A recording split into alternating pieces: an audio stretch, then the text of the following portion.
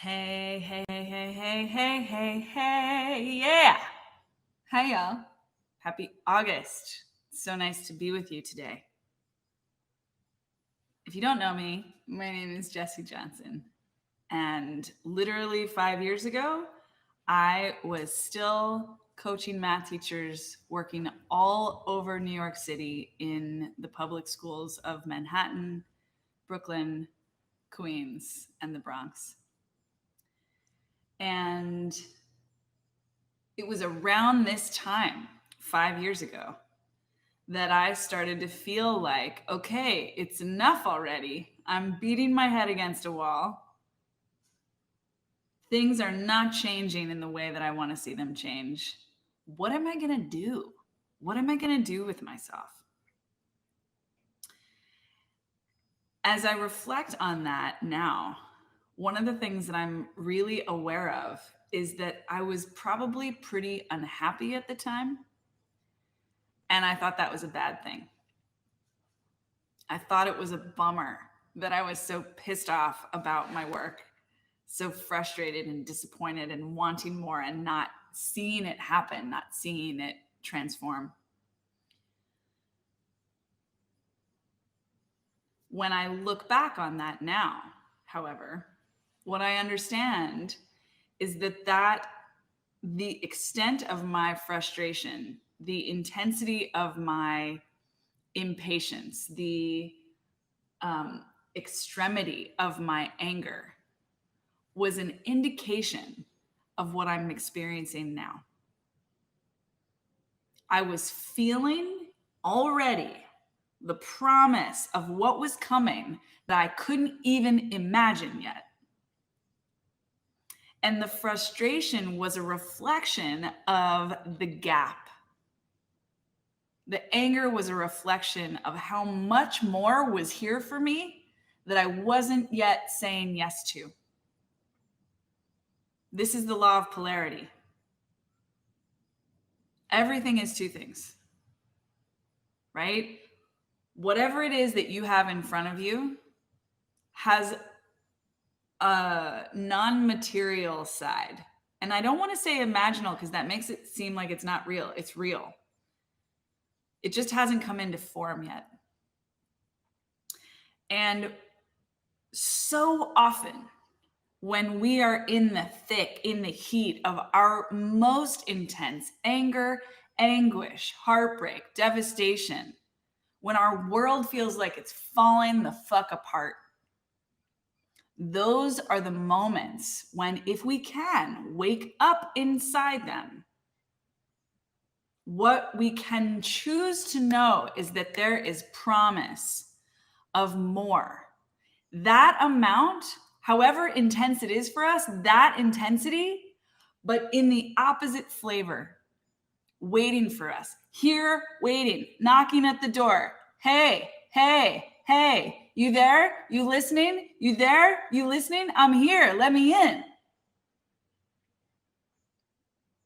5 years ago, I didn't get this. And I had studied Abraham Hicks. Like I knew the principle, but I was not getting it.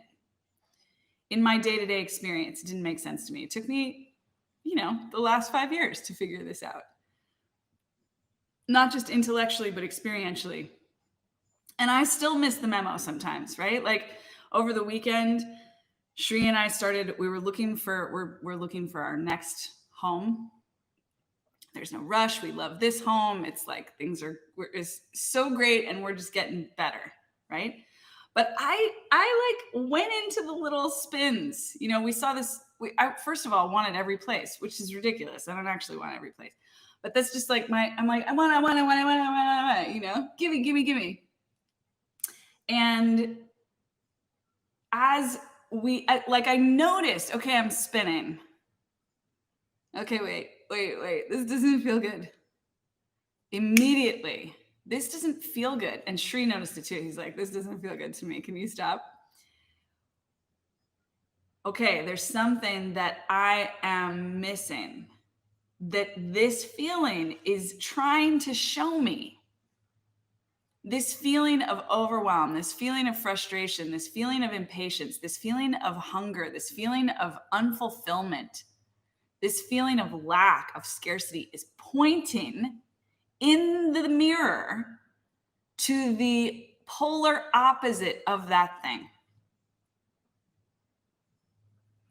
And I can choose to tune into that. I can choose to put my attention on that. Shri and I were talking about this morning, and he used a new word, which our friend and coach Ken Blackman brought into this conversation of law of polarity, which is that in order to really play with this, we have to disassociate from the form of what's right in front of us. For me, the word disassociate immediately takes, I'm like, that's like a mental health thing. It's a bad thing. You shouldn't disassociate. But in this case, we're talking about something else. We're talking about what it means to like associate or create space, right? So when we're in the contrast moment, when things are angsty, frustrated, conflicting, when we're not getting enough of the money that we want, the clients that we want, the love that we want, the attention that we want, whatever. That's a contrast moment. And as soon as there's contrast, what that means is that there's the form right in front of us of what we don't want. And on the other side, there's the polar energy, the opposite energy of what we do want. They come together. If we're so attached, if we're so preoccupied with the form of what's in front of us, we will live in misery, missing this thing that's like, knock, knock, knock. Hey, I'm here, pulling my hair, you know? The bunnies like to chew on my hair, like little bunnies. Hey, hey. So but it's challenging for people to get back here, to tune into what's happening here. You feel me? Give me a little like thumbs up, a little heart, a little like emoji love. If you know what I'm talking about. This tug in the back is easy to miss when this thing in front of us is so fucking shitty, so compelling. So when you're in that situation, you can choose to disassociate from the form temporarily. Okay, we're not talking about escapist spiritual bypassing. We're just talking about creating space so you can feel other things. If you always spend your time with one person, there's not a lot of room for somebody else to get in. If you're looking for the love of your life, but you're spending most of your nights sleeping around with less than adequate partners that you know you don't want, you're filling up the space for your actual person to come in. This is the same thing. So we disassociate just for a moment from whatever the contrasting experience is and lean in the opposite direction, turn in the opposite direction. What else is here? This is why meditation is so helpful, right? You can go inward. What else is going on? Because everything is two things. We've got this thing. This is Shri's favorite phrase. Everything is two things. This thing in front of you. And then what else? What else is happening over here? On the other side, right? So I take myself back 5 years ago. I'm frustrated at work. I'm discouraged about the impact of what we're doing. I'm not seeing what I want to be seeing. I'm working too hard. I'm making okay money, but not nearly as much as I want. I'm not getting appreciated. I'm not being seen. And I've got all these parts of myself that are not getting integrated. I've got this spiritual mastery. I've got this musical and artistic mastery. It's not being leveraged. Nobody in New York City public schools cares about this. All of those things were pointing me. What if more is here for me? What if more is here for me now? What would that look like?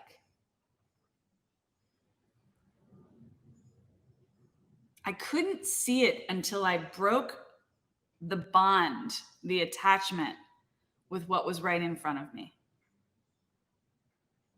And this human experience is a rich, diverse experience. So everyone tuning in, you have contrast in your life right this moment. It's happening right now. Even if you're having the most blissful day, which, by the way, today is a particularly blissful day for me. I had a really good night last night. I woke up this morning feeling amazing. Still, I can find contrast today. Easy. Feel the truth of just one thing. Choose one thing. One thing that feels, this is not quite what I want. This is not quite it. Or maybe it's like, this is really fucking far from it. Where the fuck is my love? Where the fuck is my client? Where the fuck is my business? Where the fuck is my money? Where the fuck is my vision? Where is it? Crank up the volume on one of those things right now.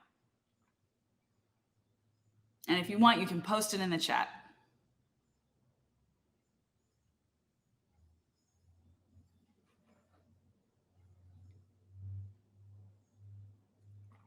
Let yourself feel it. Let yourself feel the angst, the frustration, the impatience, the disappointment, the anger, the heartache, the longing. That's important. Let that song, the song of the contrast, take you into possibility.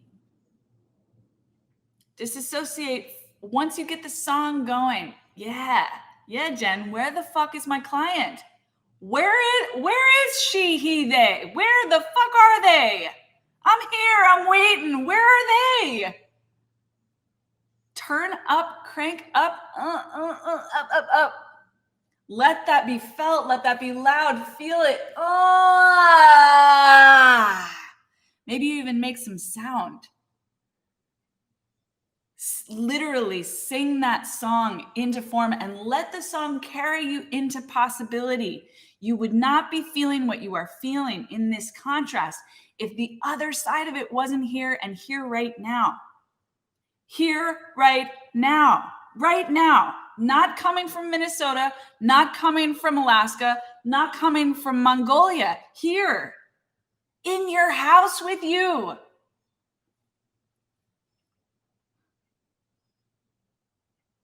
This is the law of polarity. This is the truth of all things. Everything is two things.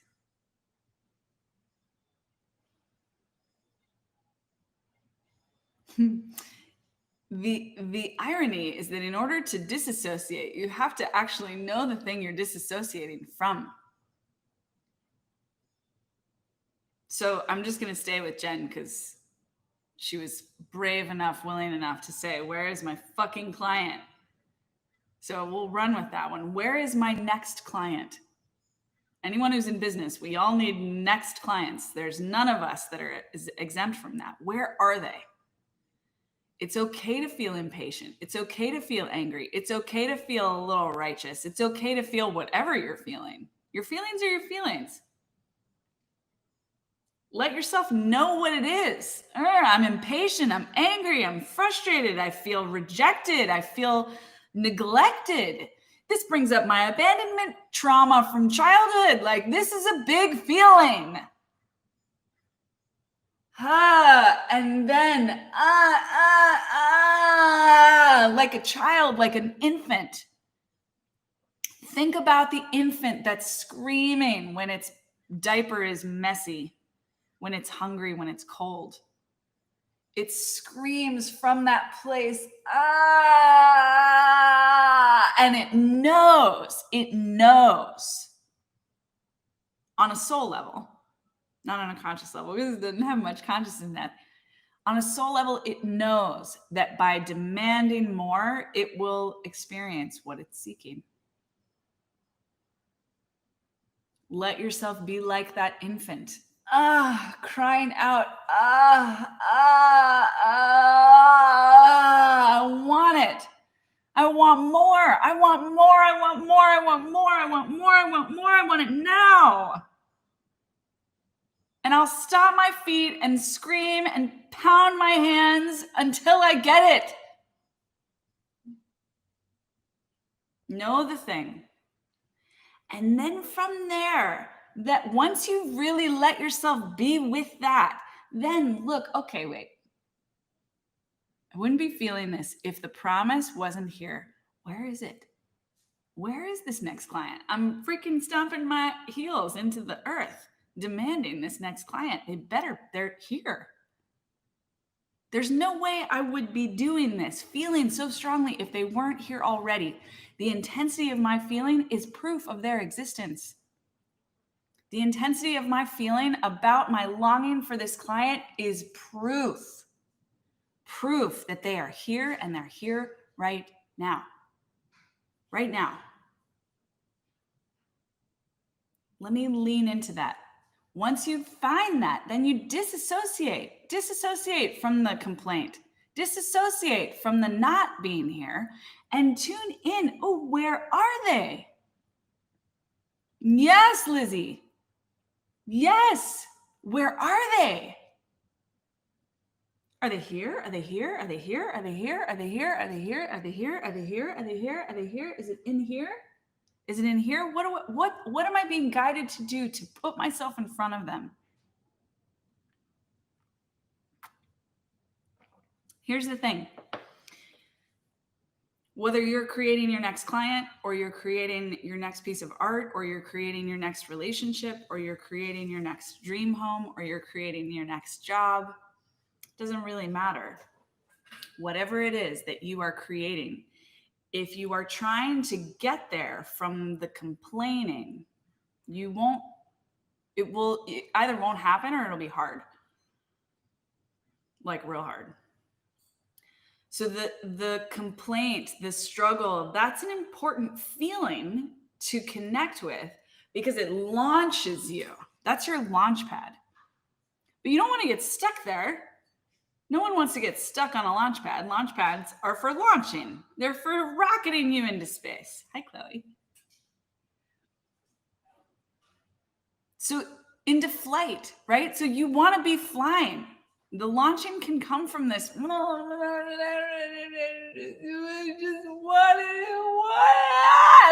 it. Where are they? Where? Because I know they are here. That's why I'm feeling this way. Where are they? Where are they?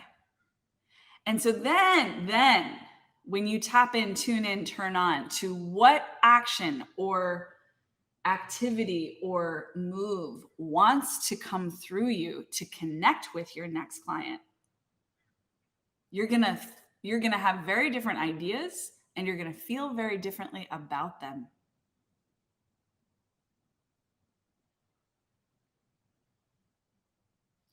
When I was young, when we all were young, let's just be honest, when we were infants, we didn't have language to ask for things.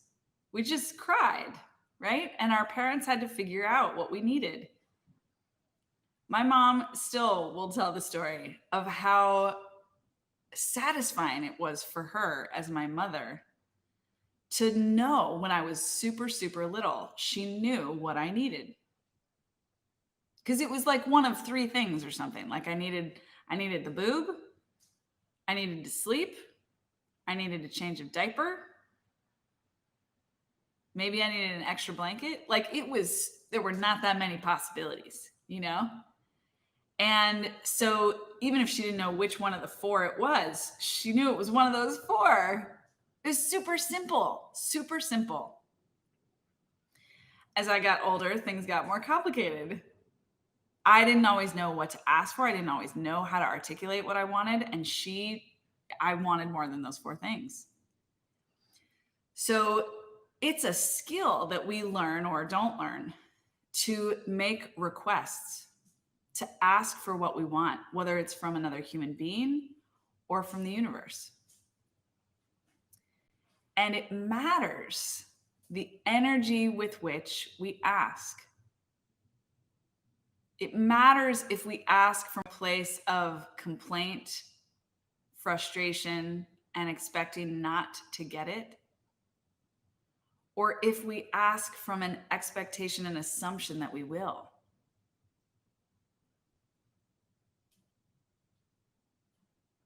So this same thing that you've been chewing on today, whichever the thing is, the next client or whatever else you came up with that's contrasting for you, just feel the truth. Have you been asking for what you want with the energy of abundance or the energy of scarcity? Have you been demanding what you want, assuming that you won't get it or that you will? This may be very tender. Good. Good, good. I ask for a lot. And because I'm married to Shri, he is the recipient of a lot of my demands and requests.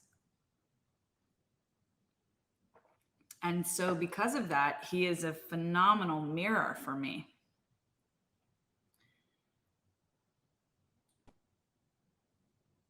Because he can feel, he's very sensitive, and he can feel if I'm asking in an abundant way or a scarcity way.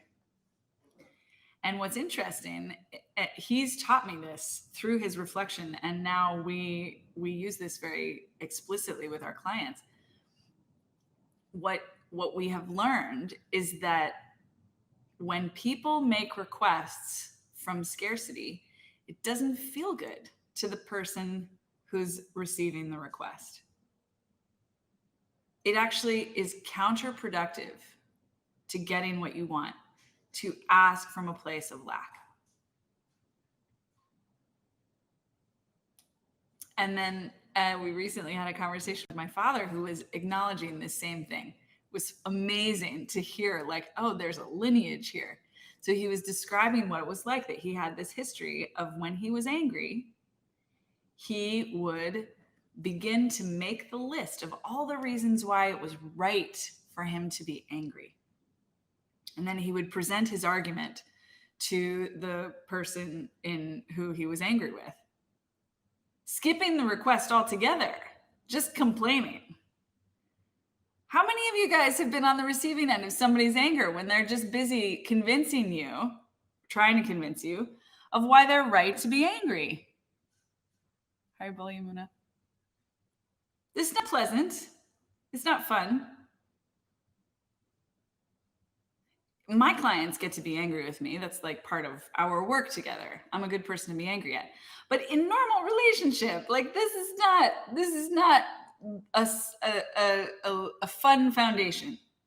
When someone just brings you their list, their litany of self-righteous indignation and justification for why they're so pissed at you, that does not induce most of us to be generous. Whereas when we make a request from an assumption of connection, like we assume that the person that we're making the request from wants to give us what we want. And let's be honest, why are we in relationship with anyone who doesn't fit that description? Truly. If there's anyone in your life, when you look at it honestly, you're like, if I ask them for something, they wouldn't want me to have it. Why are they in your life?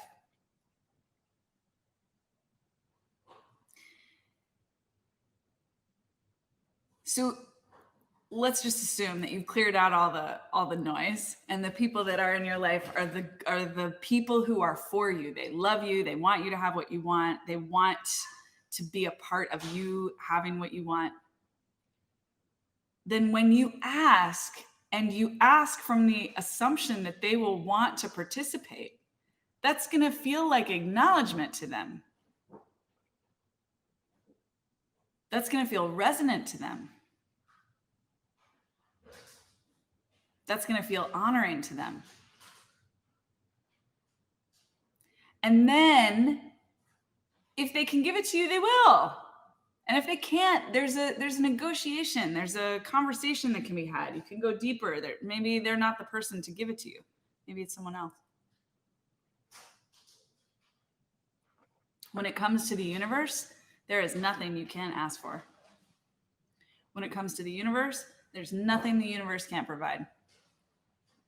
When it comes to the universe, there's nothing that you could want that the universe won't support. So what are you doing?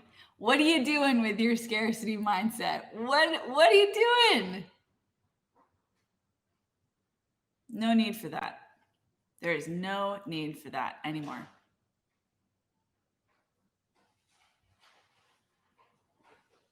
Questions?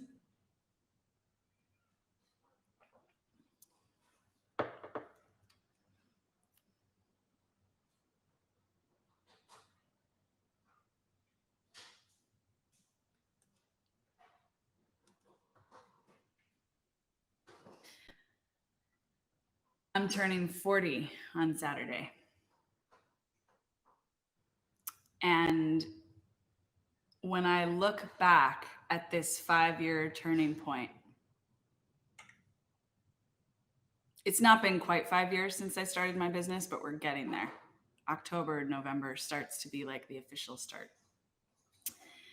So when I think back, I'm so grateful for all the contrast, some of which was really painful at the time,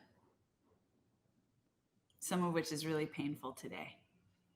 Contrast is painful, wakes us up. Hey, hey, hey, more is here. Hey, hey, hey, Jeremy, more is here. Hey, hey, Beck, more is here. More is here, more is here, more is here. Wake up, wake up, wake up, wake up, wake up, wake up.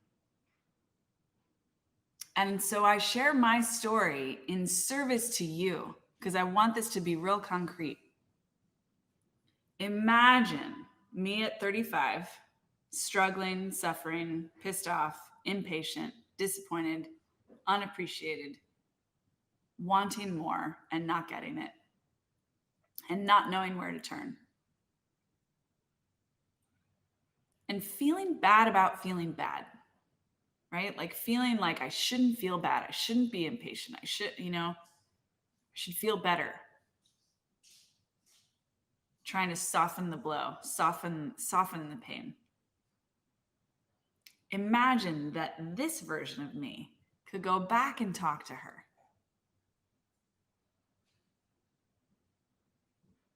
Here I am 5 years later, made over $200,000 last month.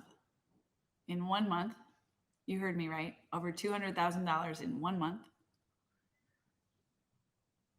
Set up to do that more or less moving forward.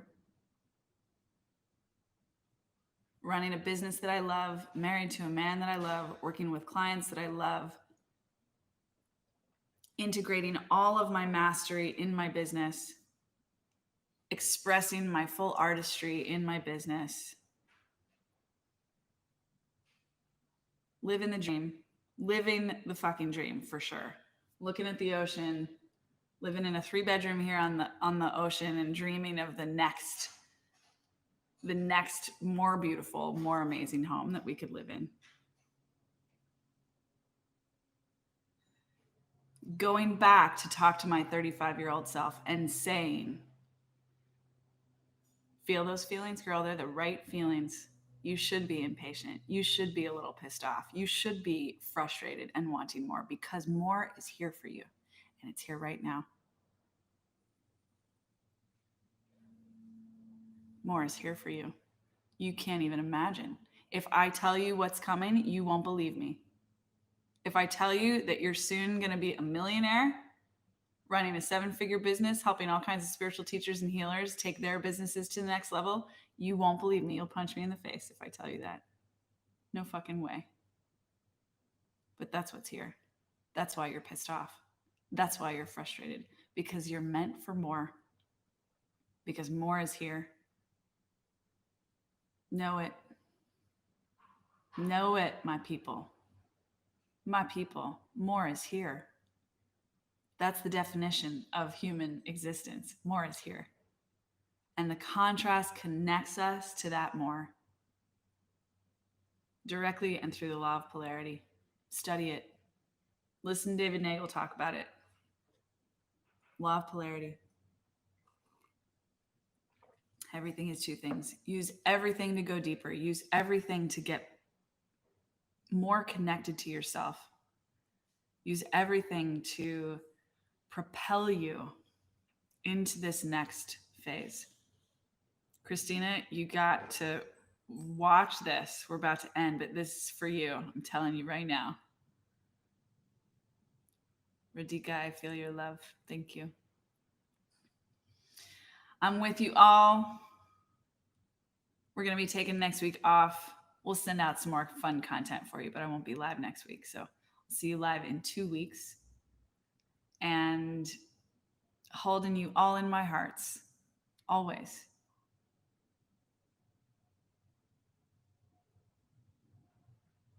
Yeah. Yeah. Yeah. Yeah. Yeah. Yeah. Yeah. Yeah. Yeah.